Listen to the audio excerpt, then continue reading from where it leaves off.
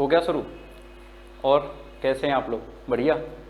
तो चलिए शुरू करते हैं बाल मनोविज्ञान। सबसे पहले मैं आपके साथ डिस्कस कर रहा हूँ सिलेबस। किसी भी परीक्षा के सफलता से संबंधित दो महत्वपूर्ण चीज़ें आपको याद रखनी है। पहली, आप किस परीक्षा की तैयारी कर रहे हैं, उसका पाठ्यक्रम क्या है और विगत वर्षों में कौन से प्रश्न आपसे पूछे जा चुके हैं। तो पहले तो मैं आपके साथ सिलेबस डिस्कस कर रहा हूँ, जो आपके सीटेट, यूपीटेट, रीट एवं अन्य राज्य शिक्षक पात्रता परीक्षाओं के दृष्टिकोण से अत्यंत महत्वपूर्ण है। और दूसरा, जैसे जैसे हमारे टॉपिक आगे बढ़ते जाएंगे वैसे वैसे मैं आपके साथ टॉपिक खत्म होने के साथ ही बहुत सारे प्रश्न जो विगत वर्षों में पूछे गए हैं और आगामी परीक्षाओं के दृष्टिकोण से अत्यंत महत्वपूर्ण है, मैं उन सभी टॉपिकों को आपके साथ डिस्कस करूंगा। बहुत सारे प्रश्न हम करने वाले हैं, तो मेरे साथ जुड़े रहिए, बने रहिए मेरे साथ। और हाँ, एक महत्वपूर्ण बात, मैं जिस प्रकार से आपके लिए एक विश्वास के साथ ये कक्षाएं शुरू कर रहा हूँ, उसी प्रकार अंतिम टॉपिक तक लेकर जाऊँगा। ऐसा बिल्कुल नहीं करूँगा, कतई नहीं करने वाला कि मैं आपका बाल मनोविज्ञान का सिलेबस बीच में छोड़ जाऊँ। अर्थात जिस गति के साथ, जिस संकल्प के साथ मैं आपके साथ जुड़ रहा हूँ, उसी संकल्प के साथ मैं आपको आपके लक्ष्य तक पहुँचाऊँगा। यह मेरा भरोसा है और इस भरोसे के साथ हम एक क्लास शुरू करते हैं। तो सबसे पहले मैं आपके साथ डिस्कस करूँगा बाल मनोविज्ञान का सिलेबस अर्थात पाठ्यक्रम।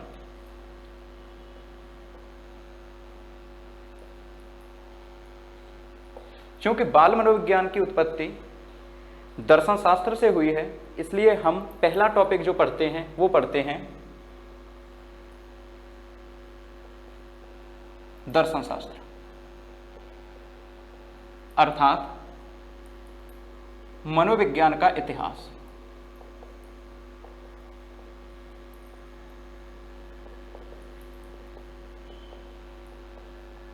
मनोविज्ञान का इतिहास। दूसरा टॉपिक जो हम करने वाले हैं वह टॉपिक है आपका बाल विकास,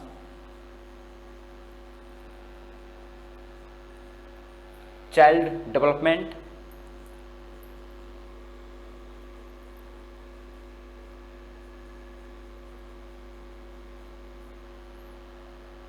इसके अंतर्गत हम बहुत सारे टॉपिक पढ़ेंगे, जिसमें प्रमुख फोकस हमारा रहेगा विकास एवं अभिवृद्धि। विकास एवं अभिवृद्धि। विकास एवं अभिवृद्धि अर्थात डेवलपमेंट एवं ग्रोथ। डेवलपमेंट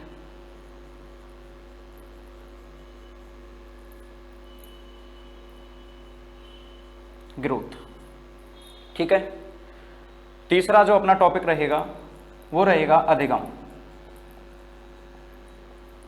अधिगम, अधिगम आप सामान्य भाषा में जानते हैं, अधिगम को कहा जाता है सीखना, और अंग्रेजी में इसे कहते हैं लर्निंग।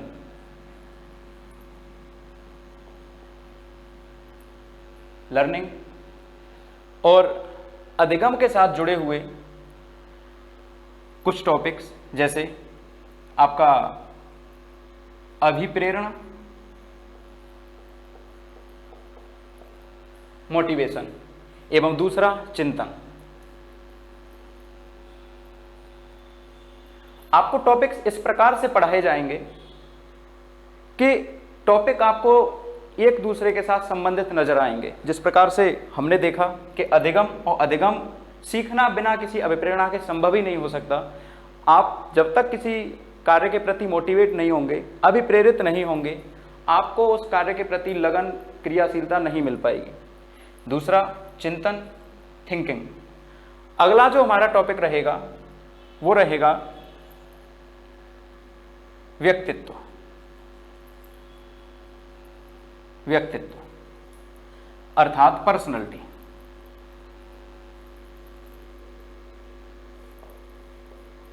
ज्यादा नीचे तो नहीं हो रहा? चलिए एक बार आप इसे देखिए सिलेबस ठीक से, मैं इसे फिर मिटाऊंगा। तो जुड़े रहिए, बने रहिए मेरे साथ।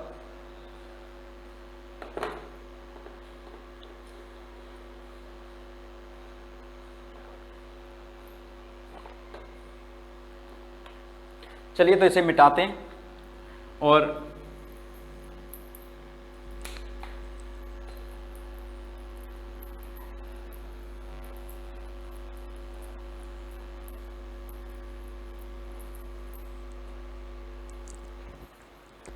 आगे जो आपका टॉपिक रहेगा, मैंने लास्ट टॉपिक आपका लिखा हुआ था यहाँ पे व्यक्तित्व,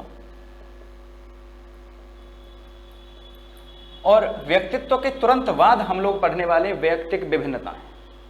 वैयक्तिक विभिन्नताएं अर्थात आप जो एक दूसरे से अलग हो, मैं आप लोगों से, आप अपने बहन भाइयों से, अर्थात जितनी भी मानव संतति है यह एक दूसरे से अलग है। इस चीज को हम डिटेल डिस्कस करने वाले हैं कि वैयक्तिक विभिन्नताएं क्या रहता है। वैयक्तिक विभिन्नताएं अर्थात इंडिविजुअल डिफरेंसेज। इंडिविजुअल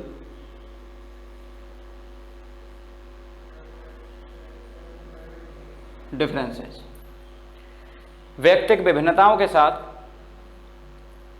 इसके तुरंत बाद हम एक टॉपिक उठाएंगे जिसे देखेंगे हम विकार, डिसीज, अर्थात अधिगम करने के दौरान प्रत्येक बालक की मानसिक, शारीरिक, सामाजिक, आर्थिक पृष्ठभूमि अलग होती है, उसी प्रकार बालक अधिगम भी सबसे अलग अलग ही ग्रहण कर पाता है। तो विकार होते हैं, अधिगम अक्षमताएं भी कह सकते हैं आप इन्हें, अधिगम अक्षमताएं, अधिगम अक्षमताएं अर्थात अधिगम करने में आने वाली कठिनाइयां, अधिगम में उत्पन्न होने वाली कठिनाइयां, अधिगम में उत्पन्न होने वाली परेशानियां। तो इसे हम डिस्कस करेंगे अधिगम अक्षमताओं के तौर पे।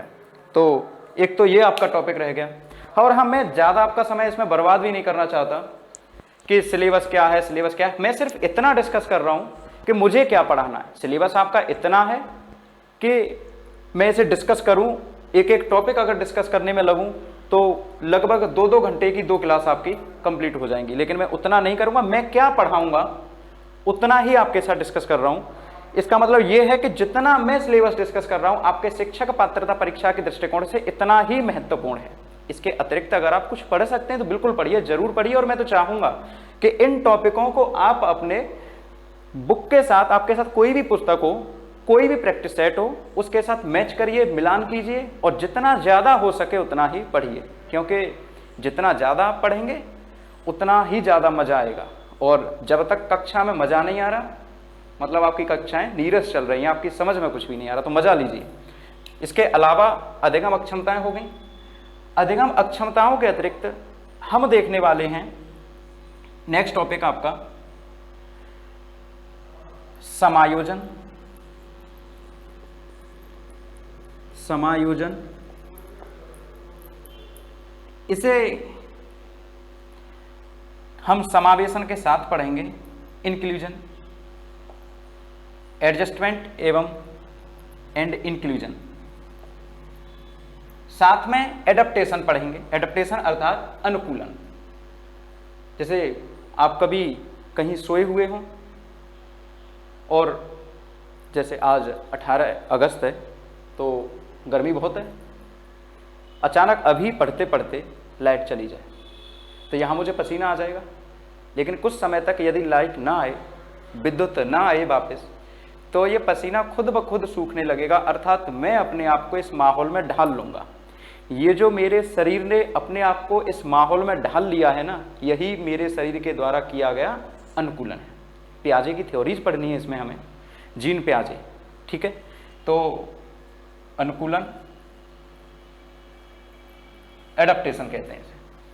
और इसके अलावा जो सबसे महत्वपूर्ण टॉपिक हैं आपके, हाँ ये हो सकता है कि मैं ये बोल रहा हूँ कि सबसे महत्वपूर्ण तो आपका पूरा है, जितना मैं यहाँ पे लिख रहा हूँ उतना पूरा ही महत्वपूर्ण है, लेकिन जो आपको लगता है पेडागोजी जैसे बोलते हैं, उसमें कुछ टॉपिक आपके आते हैं, जैसे शिक्षण, टीचिंग, शिक्षण, इसमें सूक्ष्म शिक्षण पढ़ेंगे।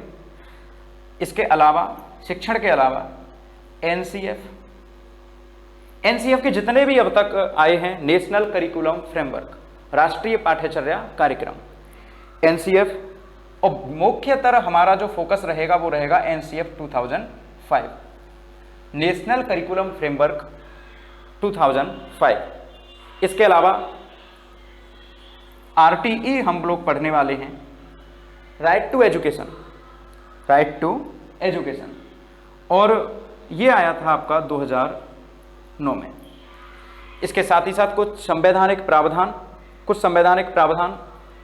के अनुच्छेद 21 जीवन का अधिकार, राइट ऑफ लाइफ, उसके साथ आर्टिकल 21 क, जिसके अंतर्गत 86वां संविधान संशोधन किया गया एवं 6 से 14 वर्ष तक के बच्चों को निःशुल्क एवं अनिवार्य शिक्षा लागू की गई। और वो लागू कब हुआ? शिक्षा का अधिकार अधिनियम 2009 में। इसके अतिरिक्त एक जो आपका अंतिम टॉपिक रह गया है वो है, एक बार आप ये लिखिए। अच्छा, अब तो डिजिटल प्लेटफॉर्म पर मैं पहली बार आया हूँ, तो सबसे अच्छी बात तो ये है आपको मिल जाएगी। जैसे मैं क्लासेस करता था तो वहाँ पे ये बोलता रहता था कि इसका मोबाइल से फ़ोटो खींचिए, तो अब आपके सामने ये सभी चीज़ें लिखी हुई हैं, इनका एक स्नैपशॉट आप लीजिए, जिससे कि आपके सामने ये सिलेबस रहेगा। बिना सिलेबस के अगर आप तैयारी कर रहे हो तो ये बड़ा गड़बड़ होने वाला है आपके साथ। नहीं, आपको देखना पड़ेगा कि क्या टॉपिक आपके सिलेबस में है, कौन से टॉपिक महत्वपूर्ण है और कौन से टॉपिक महत्वपूर्ण नहीं है, या फिर कौन से टॉपिकों से कम पूछा जाता है आजकल। हम ऐसे नहीं चलेंगे कि टॉपिक से पूछा ही नहीं जा रहा और मन बहलाने के लिए 2, 4, 5 क्लासें चलती ही जा रही हैं, सिलेबस खत्म होने का नाम ही नहीं ले रहा। सिलेबस भी खत्म करना है, प्रीवियस एग्जाम क्वेश्चन पेपर भी सॉल्व करने और आपका सिलेक्शन भी दिलवाना है। ये वादा मैंने इस क्लास की शुरुआत में ही कर दिया और इसी पर अटल रहेंगे हम लोग। तो ये RTE तक आपने लिख ही लिया होगा, ठीक है।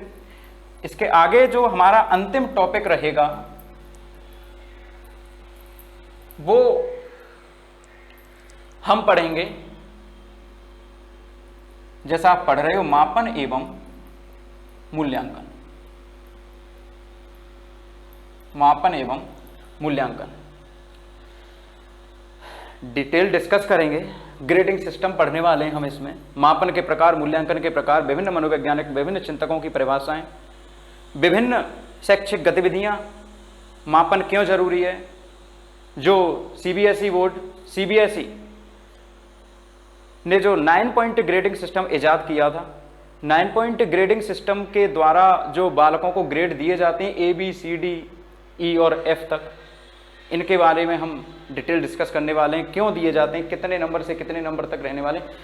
यहाँ नहीं, लास्ट ईयर हरियाणा टेट में ही इस तरह के हरेकों क्वेश्चन पूछे गए हैं, अनेकों क्वेश्चन पूछे जाते रहे कि एक बालक के 91 to 100 नंबर आते हैं, बताइए कौन सा ग्रेडिंग सिस्टम है। इस तरह के हजारों क्वेश्चन, और लगभग मैं आपको विश्वास दिलाता हूं, अभी मैंने आपके साथ टॉपिक डिस्कस कर लिए, कितने टॉपिक हमें पढ़ने वाले। अंतिम मेरा प्रॉमिस ये ले लीजिए कि मैं आपके साथ लगभग 5000 क्वेश्चन, 5000 प्लस प्रीवियस ईयर में आए हुए और जो भविष्य के दृष्टिकोण से अत्यंत महत्वपूर्ण है उनका डिस्कशन करने वाला हूं।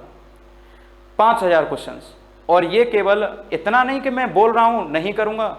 मैंने अब तक जहां भी ऑफलाइन पढ़ाया है, जो भी कहा है वो किया है, और यहां पर भी मैं कोशिश नहीं, ये करके दिखाऊंगा। 5000 क्वेश्चन, जैसे ही टॉपिक खत्म, आपकी 2 से 3 क्लास,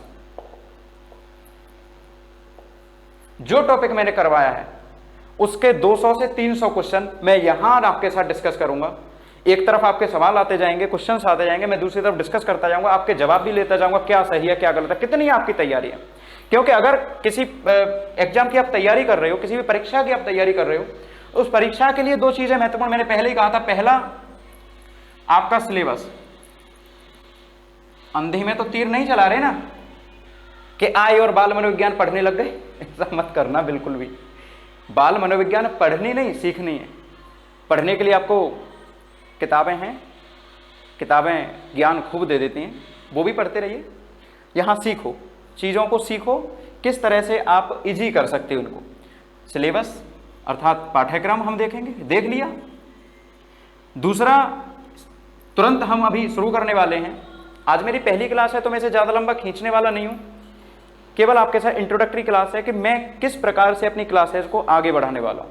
एक विश्वास दिलाने आया हूँ आप लोगों को कि मेरी क्लास हर रात 9 बजे, देखिए 9 बजे ज़्यादा लेट नहीं हो रहा है, हम कर लेंगे, कोऑपरेट कर रहे हैं, आप भी कीजिए। सोते सोते देखिए, बैठे बैठे देखिए, जैसे भी देखा जाए वैसे देखिए, लेकिन देखिए, ये ज़्यादा ज़रूरी है।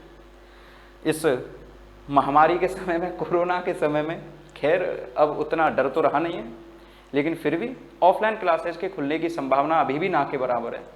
मजबूरन मुझे इस डिजिटल प्लेटफॉर्म को ज्वाइन करना पड़ा है। मैं कभी नहीं चाहता कि मैं किसी डिजिटल प्लेटफॉर्म पर आऊँ और पढ़ाऊँ, क्योंकि जो द्विपक्षीय वार्ता में मजा है वो एक पक्षीय वार्ता में नहीं आ पाता। हम अकेले खड़े हैं, आप वहाँ अकेले बैठे देख रहे हो, ना आपके साथ आपके मित्र, न मेरे साथ मेरे विद्यार्थी। अर्थात ये जो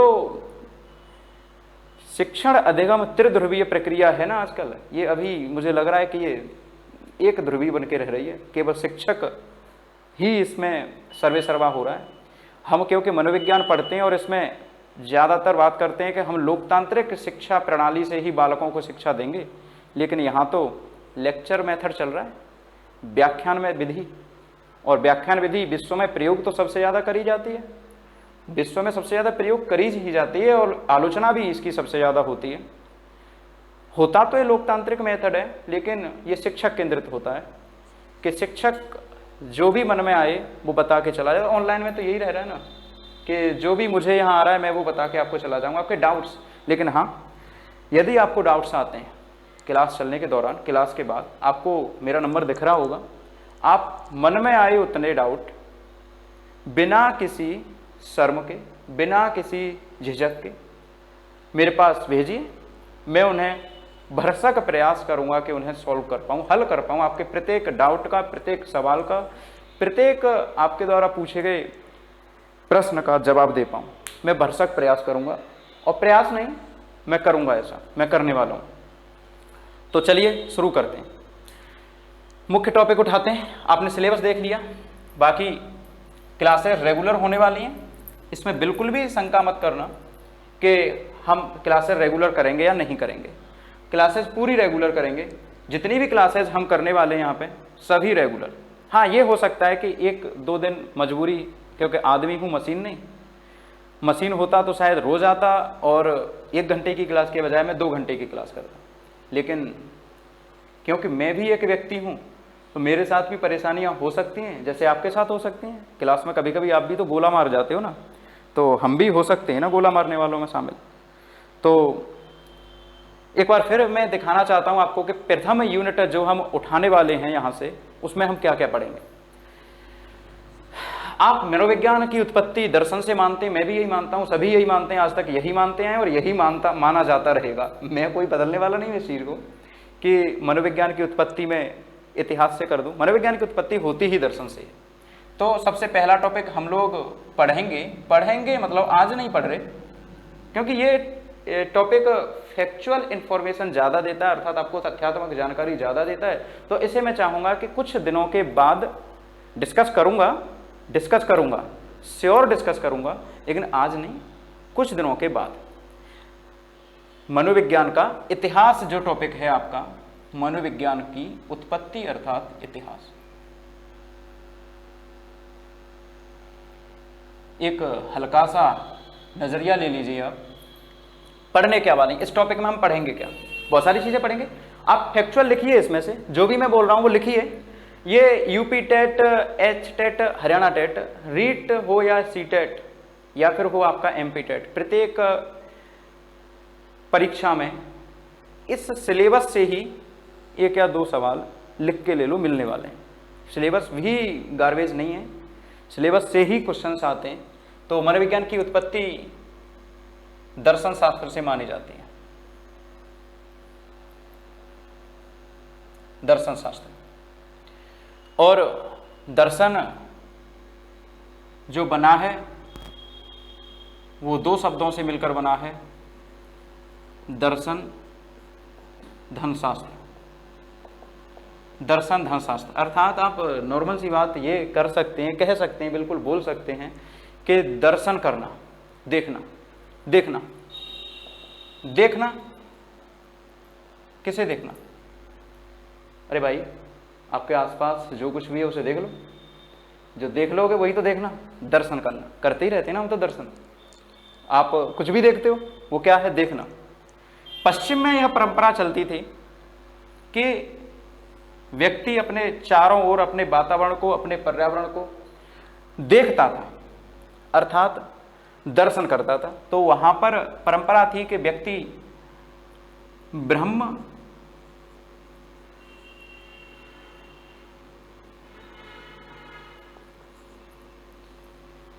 आत्मा,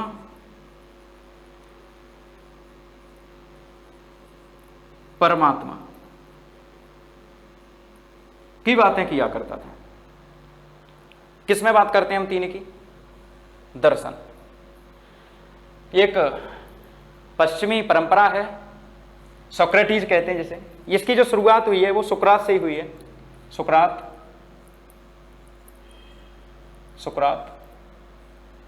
प्लेटो और अरस्तु।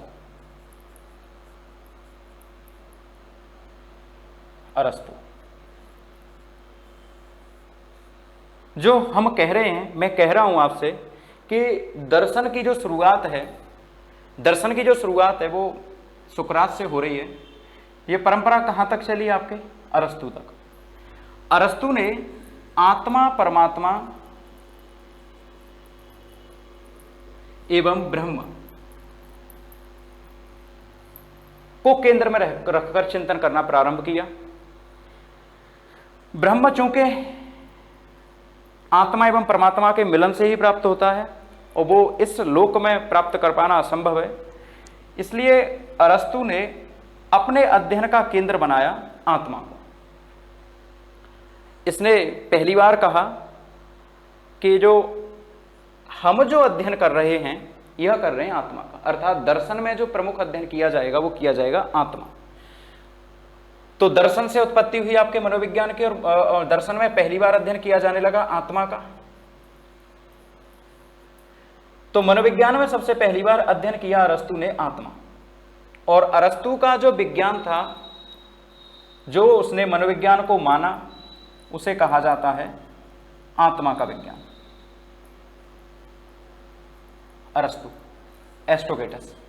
ठीक है, उतारिए एक बार, देखिए समझ में आया तो थम्स अप, लाइक, और अगर नहीं आया तो दोबारा बताइए, मैं दोबारा यहाँ कोशिश करूँगा आपको बेहतर समझाने की। ठीक है, तो एक बार इसका फोटो लीजिए और बढ़ते हैं आगे।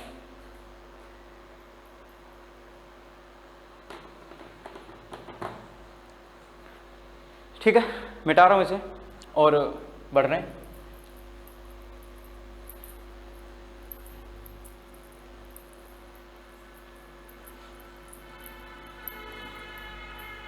बात करते हैं अब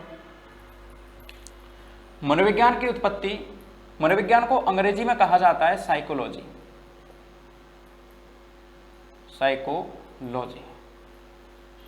मुझे अभी भी याद है, मैं जब मनोविज्ञान नहीं पढ़ी थी उससे पहले साइकोलॉजी की स्पेलिंग लिखना नहीं आता था। आप भी उसी प्रकार के विद्यार्थी होंगे, नहीं हैं तो आप मुझसे बहुत ऊंचे, और सोचिए आप क्या कर सकते हैं, आप बहुत ऊंचे। तो साइकोलॉजी अंग्रेजी में कहा जाता है इसे, यह ग्रीक भाषा के दो शब्दों से मिलकर बना है। याद रखिए, Greek letters psyche and logos. ठीक है, अच्छा, सबसे पहले इसे गैरेट नाम के मनोवैज्ञानिक ने तोड़ा था। गैरेट ने क्या किया था? गैरेट ने साइकोलॉजी को दो शब्दों में तोड़ा, साइकी प्लस लोगोस। सबसे पहले मनोविज्ञान को माना जाता रहा, अर्थात मनोविज्ञान को जो साइकी का अर्थ था, सबसे पहले माना गया आत्मा। पहली बार किसने माना? अरस्तु ने। ठीक है ना। इसका जो प्रणेता था, इसका जो प्रतिपादक था आत्मा के विज्ञान का, मनोविज्ञान को जिसने आत्मा का विज्ञान कहा, वो था आपका अरस्तु। और दूसरा जो आया वो था आपका, आत्मा चली गई, आत्मा का विज्ञान चला गया। मैं डीप डिस्कस करूंगा इन सभी चीज़ों को, अभी तो केवल और केवल ओवरव्यू दे रहा हूं कि यहां से हम चीज़ों को आगे बढ़ाएंगे। मन का विज्ञान, अर्थात दूसरी बार जो साइकी को माना गया वो क्या माना गया? मन। तोड़ा गैरिट ने ही, लेकिन एक जैसे ही मनोविज्ञान की परिभाषा असफल होती वैसे ही दूसरा कोई मनोवैज्ञानिक आता और वो दे देता कि अब की बार साइकी को आत्मा नहीं, अब की बार साइकी को हम मन मानेंगे। अर्थात साइकोलॉजी का अर्थ है मन का विज्ञान, दूसरा माना गया। सेकंड, ये माना इटली का मनोवैज्ञानिक था पोम्पोनोजी। पोम्पोनोजी दिख रहा है आपको? आवाज क्लियर है? पोम्पोनोजी। तीसरा, चेतना का विज्ञान। चेतना का विज्ञान तीसरा माना गया आपका चेतना का विज्ञान, और ये चेतना का विज्ञान माना गया विलियम वुंट के द्वारा। पढ़ने वाले वुंट का हम डिस्कशन डीप करेंगे, गहराई में अध्ययन करने वाले। जितनी गहरी मेरी जमी है उससे ऊंचा मेरा आसमान होगा। अर्थात जितनी गहराई में आप साइकोलॉजी का, बाल मनोविज्ञान का अध्ययन करेंगे उससे ऊपर आपका आसमान होने वाला है, विश्वास कीजिए। कुछ लोगों के ऊपर बारिशें पड़ने वाली हैं, ओले पड़ने वाले हैं, छाता तान लिया जाए तो ज़्यादा बेहतर होगा। तो चेतना का विज्ञान विलियम वुंट, और विलियम वुंट के सहयोगी थे, पहले रहा करते थे इनके साथ, चेतना के साथ विलियम जेम्स, लेकिन कोई नहीं, हम पढ़ेंगे इनको, डीप डिस्कशन करेंगे। एक वचन दे चुका हूं आपको, मैं एक वादा कर चुका हूं, एक भी टॉपिक नहीं हटाऊंगा, एक भी टॉपिक नहीं छोड़ूंगा। जिस द्रुत गति के साथ हम शुरू कर रहे हैं उसी द्रुत गति के साथ हम खत्म भी करेंगे, और वादा कर रहा हूं पूरे टॉपिक करवाऊंगा, जितने भी टॉपिक करवाऊंगा पूरे टॉपिक करवाऊंगा। जुड़े रहिए, बने रहिए, क्लासेस कंटिन्यू करिए। आज पहली क्लास है, थोड़ा ऊपर नीचे ऊंच नीच हो सकता है, संभव है कि हो भी गया होगा, लेकिन परेशान मत रहिए, ये इंसान है और मानवीय भूल रहती हैं। तो मैं मान के भी चल रहा हूँ कि गलतियाँ हो रही होंगी, लेकिन आप उन गलतियों को छोड़कर एक ज्ञानी मानव की तरह उन गलतियों को, त्रुटियों को भूलकर आगे बढ़ते जाएंगे, क्योंकि गलतियाँ करना स्वाभाविक है। थॉर्नडाइक कह गए कि जो जितनी ज़्यादा गलतियाँ करता है, जितनी ज़्यादा त्रुटियाँ करता है, वो उतना ही ज़्यादा सीखता है। सीखने के नियम देंगे ना, तो आप भी करिए गलतियाँ, हम भी करते हैं, आप हमें सिखाइए। शिक्षण अधिगम प्रक्रिया चल रही है, अर्थात आप अधिगम कर रहे हो, मैं शिक्षण कर रहा हूँ, तो ये प्रक्रिया जारी रहेगी और हमारी त्रुटियाँ भी जारी रहेंगी। आप उन त्रुटियों को भूल जाइए और आगे ठीक ठीक से पढ़ते रहिए। आजकल जो मनोविज्ञान को माना जाता है वो है आपका व्यवहार का विज्ञान, अत्यंत महत्वपूर्ण मनोवैज्ञानिक व्यवहार का विज्ञान, और ये दिया था आपका जॉन ब्रोडस वॉटसन, जेबी वॉटसन कहते हैं ना, जेबी वॉटसन, अमेरिका के रहने वाले, वुंट जर्मनी के रहने वाले, ये इटली के रहने वाले, और ये ग्रीस के रहने वाले। कौन ग्रीस के रहने वाले हैं साहब? अरस्तु। दिख रहा है आपको? चलो सुन लेना, नहीं दिखे तो। अरस्तु ग्रीस, पोम्पोनोजी इटली, वुंट जर्मनी, चेतना के नीचे जर्मनी लिख दे रहा हूं, और व्यवहार दिया आपका जॉन ब्रोडस वॉटसन ने। वॉटसन लिख दिया है क्योंकि वॉटसन भाप के इंजन वाला नहीं है। ये वॉटसन, ऐसा मत कर देना कि कोयला डाल के इसे भाप बना दो, ये भाप के इंजन वाला वॉटसन नहीं है। ये हमारे अमेरिका के कोलंबिया विश्वविद्यालय के प्रोफेसर थे और इनका व्यवहार का विज्ञान आया। इन्होंने कहा कि न तो आत्मा का विज्ञान है मनोविज्ञान, न ही मनोविज्ञान मन का विज्ञान है, न ही मनोविज्ञान चेतना का विज्ञान है, और मनोविज्ञान यदि है तो हमारे और आपके व्यवहार का विज्ञान है, क्योंकि हम और आप समाज में कहीं पर भी स्थान पाते हैं तो अपने व्यवहार के कारण। ठीक है, कोशिश करते हैं और बेहतर करने की। यूएसए के रहने वाले थे, ठीक है। तो अच्छा, ये असफल क्यों हो गए, ये भी तो बात दिमाग में आ रही होगी ना तुम्हारे, ये क्वेश्चन बन रहा होगा। और क्योंकि हम आमने सामने प्रत्यक्ष रूप में नहीं बैठे, तो मैं इस समय आपसे चिल्ला के ये नहीं पूछ सकता हाँ भाई समझ में आया कि नहीं आया, बढ़िया घटिया, ये कुछ नहीं कर सकते इस समय। मैं जो बोल रहा हूँ वो आपको सुनना पड़ रहा है, लेकिन इसे मजबूरी मत समझिएगा कि जो भी मैं बोल रहा हूँ वही आप सुन के चले जाएंगे। ये आपके लिए एक पॉजिटिव होने वाला है। आप डाउट दीजिए, दूसरी क्लास जैसे होगी पहले आपके डाउट लिए जाएंगे, उसके बाद मैं क्लासेज आगे बढ़ाऊंगा। मतलब बिना डाउटेज के क्लास नहीं करूंगा मैं। आज केवल आपके साथ इंट्रोडक्टरी क्लास है, केवल और केवल आज आपके साथ एक शुरुआती क्लास है। उसमें मैं देखना चाहता हूं कि मैं डिजिटल प्लेटफॉर्म पर पढ़ा सकता हूं या नहीं, और आपको समझ में आ रहा है या नहीं। जैसा मैं ऑफलाइन में पढ़ाता हूं वैसा, केवल आपके व्यूज चाहिए, आपका व्यूज चाहिए कि मैं पढ़ा सकता हूं या नहीं। क्योंकि ये त्रिध्रुवीय प्रक्रिया द्विध्रुवीय नहीं हो रही है आज भी, और एक ध्रुवीय में बदल रही है। तो मैं नहीं चाहता हूँ एक ध्रुवीय हो। जब तक आपके कमेंट नहीं आएंगे क्लासेस स्टार्ट नहीं होंगी, तो इसलिए पहले कमेंट करिए। और अभी हम और डिस्कस करने वाले हैं आगे। तो पहले मैं देख लेता हूं, इसे आपने मिटा रहा हूं, इसे आपने उतार ही लिया होगा, ठीक है। तो इसके अलावा हम लोग इसी यूनिट में पढ़ेंगे मनोविज्ञान की विभिन्न परिभाषाएं। मनोविज्ञान की विभिन्न परिभाषाएं दूसरा जो टॉपिक रहेगा, मतलब पहला मनोविज्ञान का विकास, कहां से मनोविज्ञान बना, कौन से मनोवैज्ञानिक किस विचारधारा के साथ जुड़े हुए हैं। पहला हमने पढ़ा था मनोविज्ञान का इतिहास, उसमें मैंने आपको बताया पहली बार मनोविज्ञान को माना जाता था आत्मा का विज्ञान, फिर माना जाता था आपका मन का विज्ञान, फिर माना जाता था चेतना का विज्ञान, और फिर माना जाता है आजकल व्यवहार का विज्ञान। ये विलियम वुडवर्थ का कथन भी है कि मनोविज्ञान ने सर्वप्रथम अपनी आत्मा छोड़ी, मन को त्यागा, और वर्तमान में चेतना को त्याग कर व्यवहार के रूप में पाया जाता है। विलियम वुडवर्थ का कथन है, और ये कई बार पेपर में पूछा भी जा चुका है। एक कथन से आप पूरा मनोविज्ञान का विकास क्रम भी याद कर सकते हो। ये भी पूछा जा सकता है कि मनोविज्ञान के विकास क्रम को किस मनोवैज्ञानिक ने एक कथन के रूप में प्रस्तुत किया? William Woodworth. अच्छा, आर.एस. वुडवर्थ हैं एक। आर.एस. वुडवर्थ प्रश्नावली के लिए जाने जाते हैं।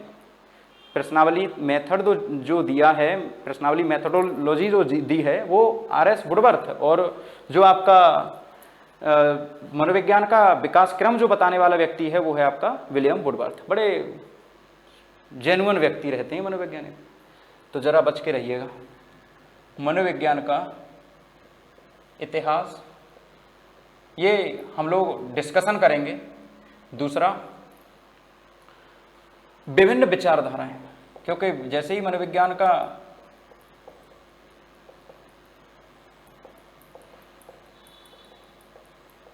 विभिन्न विचारधाराएं, जैसे ही मनोविज्ञान का इतिहास हो गया तो विचारधाराओं की तरफ चलेंगे।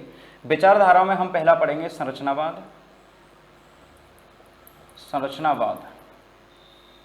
संरचनावाद विलियम वुंट ने दिया था, कई बार पूछा गया है क्वेश्चन, किसका है? William Wundt. दूसरा, कार्यवाद, या फिर इसी को कहते हैं हम प्रकार्यवाद।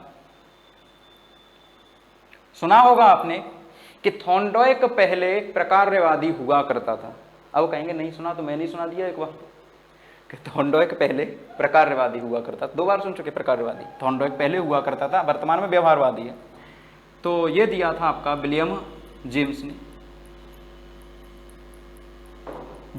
ने। और जो तीसरा हम पढ़ने वाले हैं मनोविश्लेषणवाद।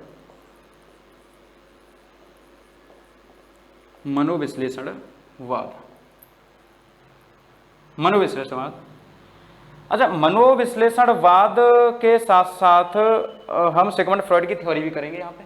तो ये आदमी जो देने वाला व्यक्ति है, जो ये आदमी है, इस आदमी का नाम है सिगमंड फ्रॉइड। इस मनोवैज्ञानिक का नाम है सिगमंड फ्रॉइड। और दिल से बताऊं तो ये मेरे दिल में बसते हैं, मतलब ये मेरे इतने करीब हैं कि ये साफ साफ कहता है कि व्यक्ति वो नहीं जो दुनिया के सामने घूम रहा है। व्यक्ति वह नहीं जो दुनिया के सामने घूम रहा है। दुनिया के सामने हम एनविलॉप अर्थात लिफाफा, अच्छे अच्छे कपड़ों की पैकेजिंग, अच्छे अच्छे कपड़ों की ड्रेसिंग करके घूम रहे हैं, दिखावे में घूम रहे हैं ना। ये कहता है कि असली व्यक्ति, वास्तविक आदमी वह नहीं है जो दुनिया के सामने है।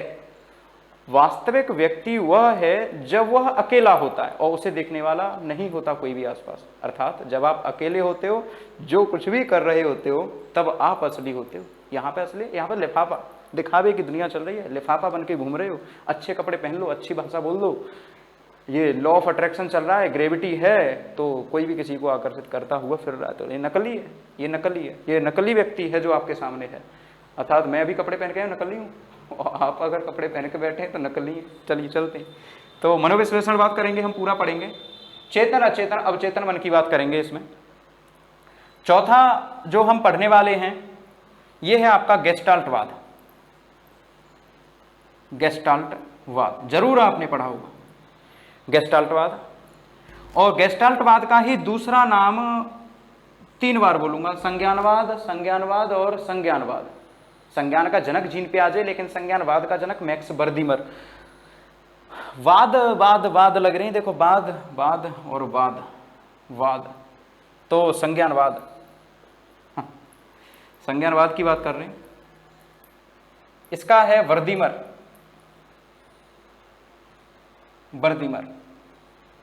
आपने सुना होगा कोहलर, कोफका और बर्दीमर। कुर्ट लेविन, लोग कहते हैं कर्ट लेविन, तो मैंने कहा तुम्हारा मन है जो बोलो, बोल लो, कर्ट बोल लो, कुर्त बोल लो, समझ में आना चाहिए। इसमें कौन सा आपको पीएचडी करनी है कि हम जाएंगे और कुर्ट लेविन को कर्ट लेविन बोल देंगे? कोई नहीं मारने वाला, फांसी नहीं हो रही, बोल दो। आजकल जो हम पढ़ते हैं पांचवा मनोविज्ञान को, क्योंकि अभी माना जाता है व्यवहार का विज्ञान, तो व्यवहारवाद। व्यवहारवाद को देने वाले व्यक्ति का नाम है वही आपने जो अभी सुन लिया, जॉन ब्रोडस वाटसन, अमेरिका के। ये हमें डिटेल में पढ़ने हैं सभी, ये हमें सभी डिटेल में पढ़ने हैं। जितना भी मैं आपको दे रहा हूं, पांचों स्कूल ऑफ थॉट आप पढ़ेंगे। इसके अलावा हम थॉर्नडाइक भी पढ़ेंगे, सीखने के नियम देगा वो पढ़ने के लिए। शिक्षा से संबंधित शैक्षिक मनोवैज्ञानिक, पशु मनोवैज्ञानिक, शिक्षा मनोविज्ञान का जनक थॉर्नडाइक हमें पढ़ने वाले हैं। और आधुनिक मनोविज्ञान के जनक ये विलियम वुंट, आधुनिक मनोविज्ञान के जनक, और मनोविज्ञान के जनक विलियम जेम्स। इन सब के बारे में हम पढ़ने वाले हैं। प्रकारवादी संप्रदाय क्या होता है, कार्य क्या होता है, संरचना क्या होती है, मस्तिष्क संरचना क्या है, चेतना कहाँ से आई, मनोविश्लेषणवाद का अर्थ क्या होता है, गेस्टाल्टवाद क्या होता है, संज्ञानवाद क्यों कहते हैं इसे, गेस्टाल्टवाद को ही संज्ञानवाद क्यों कहते हैं।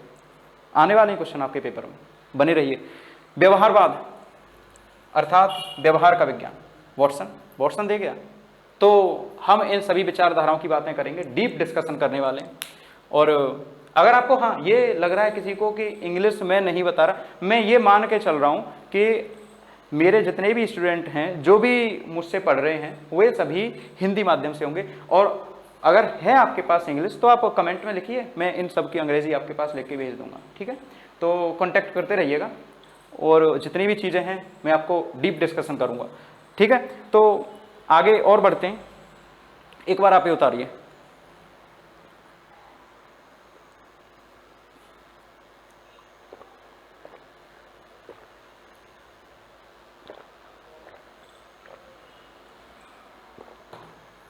ठीक है, मिटाते हैं। अच्छा, सबसे बड़ा फायदा क्या हो रहा है ऑनलाइन में, अभी मैंने आधे घंटे ही पढ़ा है लगभग, तो मुझे ये लग रहा है कि इसमें सिलेबस बहुत जल्दी हो जाएगा, क्योंकि आपके कमेंट कल आएंगे और जितना कुछ भी होगा कल हम डिस्कस कर लेंगे, ठीक है। तो मिलते हैं अभी, हाँ अभी मिल कहाँ रहे हैं, अभी तो चल ही रहे हैं, मिल ही रहे हैं अभी तो फिर आगे हम इसी में पढ़ेंगे आपका विभिन्न मनोवैज्ञानिकों की परिभाषाएं, विभिन्न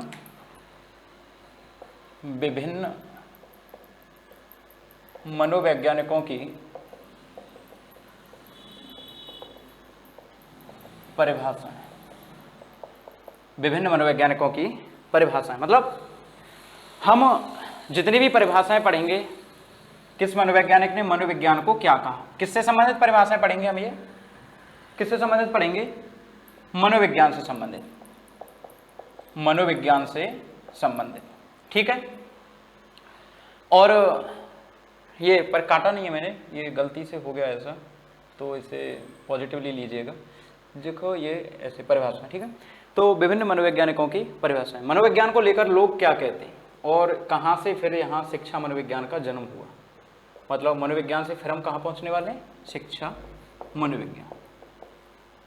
और शिक्षा मनोविज्ञान की जनक किसे माना जाता है, थॉर्नडाइक। वही थॉर्नडाइक जिसने प्रयत्न एवं त्रुटि का, प्रयत्न एवं त्रुटि का सिद्धांत दिया। वही थॉर्नडाइक जिसका प्रयोग बिल्ली पर था। वही थॉर्नडाइक जिसने 3 मूल नियम बताए और 5 गौड़ नियम बताए। डिस्कस करेंगे और विश्वास कीजिए बेहतर नहीं बेहतरीन डिस्कशन करेंगे, ठीक है। तो प्रयत्न एवं त्रुटि का सिद्धांत होगा। ये शिक्षा मनोविज्ञान पे पहुंचे, हमने वहाँ देख लिया थॉर्नडाइक ने शिक्षा मनोविज्ञान की उत्पत्ति की, अर्थात थॉर्नडाइक ही है शिक्षा मनोविज्ञान का जनक। और बहुत सारी विचारधाराएं देखेंगे, रूसो की प्रकृतिवादी विचारधारा, अरस्तु की विचारधारा, थॉर्नडाइक की विचारधारा, बाकी और भी हैं, उनकी भी विचारधाराएं देखनी है मनोविज्ञान को लेकर, क्या क्या बोलते हैं सभी लोग। ठीक है, ये आपका मनोविज्ञान का इतिहास होगा। इसके अलावा भी अगर एक दो टॉपिक इसमें रह रहा होगा तो उसको भी हम डिस्कस कर लेंगे। लेकिन हम जो प्रॉपर शुरू करने वाले हैं, जो कल की क्लास आपकी रहेगी, उस क्लास में हम लोग शुरू करेंगे आपका बाल विकास। सबसे महत्वपूर्ण टॉपिक, सबसे महत्वपूर्ण अर्थात अब तक जितना पढ़ा है मैंने उसमें से महत्वपूर्ण टॉपिक की अगर बात की जाए तो बाल विकास आपका महत्वपूर्ण टॉपिकों में से एक है। बाल विकास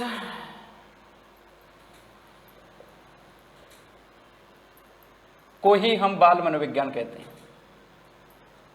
बाल मनोविज्ञान। क्यों? क्योंकि इसमें यूपी टेट भी हुआ है 2019 वाला, 20 में हुआ था। देखो यूपी गवर्नमेंट करवाएगी, 20 में करवाया था उन्होंने, 19 में होना था। एक क्वेश्चन पूछा कि बाल विकास की शुरुआत कहाँ से होती है। ऑप्शन थे आपके गर्भावस्था, गर्भावस्था, अच्छा इसको अन्य नामों से भी जाना जाता है। अन्य नामों पर फोकस ज़्यादा करना आप लोग, अन्य नामों पर, जैसे गर्भावस्था का प्रसव पूर्व काल, प्रसव पूर्व काल, और इसी को कहते हैं हम लोग प्रसव पूर्व काल को ही जन्म पूर्व काल, जन्म पूर्व काल। तो विकास आपका कहाँ से शुरू हो जाता है, अर्थात हमारा जो विकास है वो कहाँ से शुरू हो जाता है, गर्भावस्था से, गर्भधारण अवस्था से। जैसे ही गर्भधारण हो गया वैसे ही आपका विकास शुरू हो गया। बुद्धि का विकास, शारीरिक विकास और कुछ लक्षण जो माता पिता के बालकों में सीधे आ जाते हैं। जीन थ्योरी भी हम पढ़ने वाले हैं इसी जगह पे कि जैविक थ्योरी क्या होती है इनकी। तो जन्म पूर्व काल आदमी के लिए, एक स्वस्थ मानव के लिए इस काल की अवधि निर्धारित करी गई है 280 दिन, 9 महीने 10 दिन पूछा गया है। अभी केवल इतना ही लिख रहा हूँ मैं क्योंकि इसे हम डिस्कस करेंगे, कई दिनों तक चलेगा ये यूनिट। हाँ, सबसे बड़ा यूनिट भी माना जाता है ये जो बाल विकास है, सबसे बड़ा यूनिट माना जाता है। आगे आने वाले दिन में मैं लगभग 10 से 15 मिनट इसी बात का डिस्कशन करूँगा कि और क्या क्या पढ़ना है इसमें। टॉपिक नहीं छोड़ना, मैंने कहा ना आपसे, चाहे 1 दिन 2 दिन 4 दिन आपका सिलेबस लेट हो जाए, क्योंकि पेपर सीटेट का आने वाला है। जैसी डेट आ जाएगी मैं अपनी गति और अपनी क्लास की लेंथ और क्लास की टाइमिंग आगे बढ़ा दूंगा, और यूपी टेट का नोटिफिकेशन आते ही उसके भी एग्ज़ाम की तैयारी हो ही जाएगी। तो मैं चाह रहा हूं कि आपका सिलेबस इस प्रकार से हो जाए कि यहाँ पढ़ने के बाद किसी अन्य से पढ़ने की आवश्यकता न पड़े। मतलब एक बार पढ़ो, अच्छे से पढ़ो, टॉपिक से लेकर चलो, जीरो से लेकर चलो और सिलेक्शन ले लो, फाइनली सिलेक्शन ले लो। केवल पढ़ने से मतलब नहीं होता, सीखने से और सिलेक्शन लेने से मतलब होता है। तो इन चीज़ों को दिमाग में रखो कि हमें पढ़ना नहीं है, हमें सीखना है और पेपर निकालना है। ठीक है, तो करते हैं आगे। इसके बाद आता है आपका शैशवावस्था। गर्भावस्था के तुरंत बाद हम क्या पढ़ेंगे, शैशवावस्था।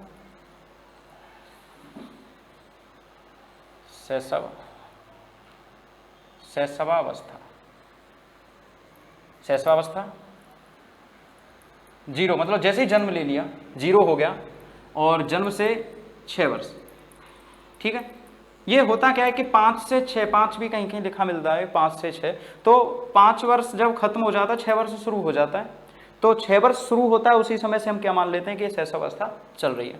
और तीसरा जो अवस्था इसमें हम पढ़ने वाले हैं वो है आपकी बाल्यावस्था, बाल्यावस्था। और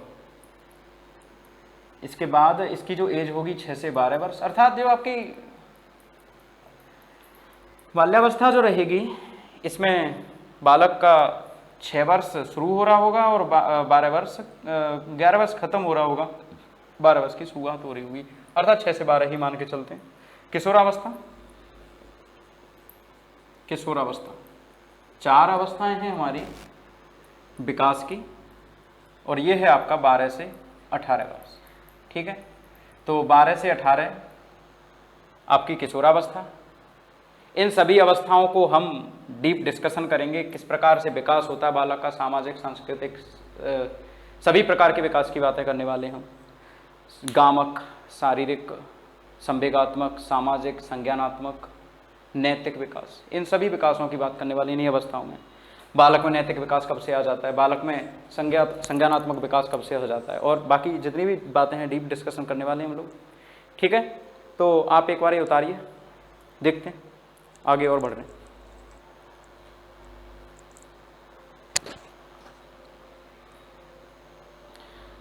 ठीक है,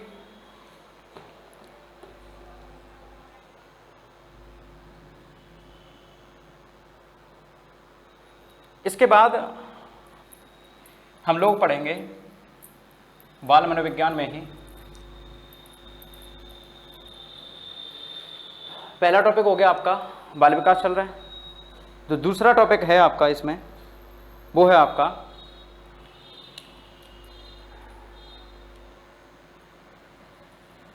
बाल विकास का इतिहास,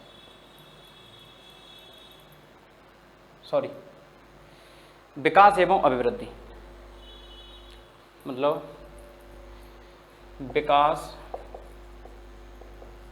एवं अभिवृद्धि। विकास से क्या समझते हो, अभिवृद्धि से क्या समझते हो। तीसरा जो टॉपिक रहेगा आपका ये होगा, तीसरा जो टॉपिक रहेगा ये रहेगा विकास के सिद्धांत।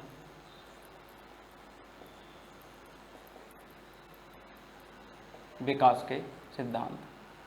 इस प्रकार से हम अपनी क्लासेज आगे बढ़ाएंगे और उम्मीद करता हूँ आपको वीडियो पसंद आएगा। अगर कोई कमी रह गई हो तो उसे कमेंट में इंडिकेट कीजिए। कल फिर मिलते हैं रात को 9 बजे। तब तक के लिए गुड नाइट, अपना ख्याल रखिएगा। बहुत बहुत धन्यवाद।